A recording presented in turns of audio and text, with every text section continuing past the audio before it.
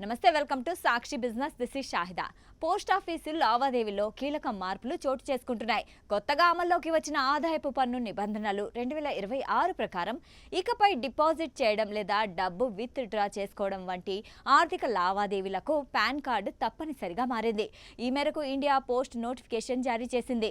ఈ కొత్త మార్గదర్శకాల ప్రకారం పోస్టాఫీసు ఖాతా ఉన్నా లేకపోయినా లేదా ఏదైనా పొదుపు పథకంలో పెట్టుబడి పెట్టినా ప్రతి లావాదేవీకి పాన్ నంబర్ సమర్పించడం తప్పనిసరి. అలాగే ఇండియా పోస్ట్ పేమెంట్స్ బ్యాంక్ సేవల్ని వినియోగించే వారు కూడా ఈ నిబంధనల్ని పాటించాల్సి ఉంటుంది. దీంతో ఆర్థిక లావాదేవీలు మరింత పారదర్శకంగా ఉండాలని ప్రభుత్వం లక్ష్యంగా పెట్టుకుంది. ఈ మార్పుల ప్రధాన ఉద్దేశం పన్ను ఎగవేతను తగ్గించడం, ఆర్థిక విలువ గల లావాదేవీలను పర్యవేక్షించడం, ఆర్థిక వ్యవస్థలో పారదర్శకతను పెంచడం. ఆదాయపు పన్ను నిబంధనలు 2026లోని వివిధ నియమాల పరిధిలో ఈ మార్పులు అమల్లోకి వచ్చాయి. అయితే పాన్ కార్డు లేని వారికి కూడా ఒక ప్రత్యామ్నాయం కల్పించారు. అలాంటి వారు ఇప్పటి వరకు ఉపయోగించిన ఫారం 60కు బదులుగా ఫారం 97ను సమర్పించాలి. ఈ ఫారంలో వ్యక్తిగత వివరాలు, లావాదేవీలు సమాచారం, అనవసరమైన పత్రాలు తప్పనిసరిగా ఇవ్వాలి.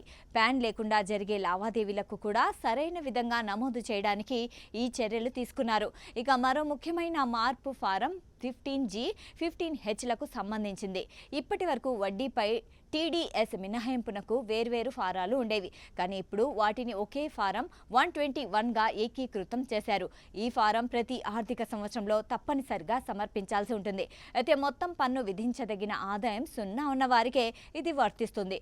మొత్తంగా పోస్టాఫీసు లావాదేవీలలో ఈ కొత్త నిబంధనలు ఆర్థిక వ్యవస్థను మరింత పారదర్శకంగా మార్చే దిశగా కీలక అడుగుగా భావిస్తున్నారు. ఖాతాదారులు ఈ మార్పుల్ని గమనించి అవసరమైన పత్రాలు సిద్ధంగా ఉంచుకోవడం ఎంతో ముఖ్యం.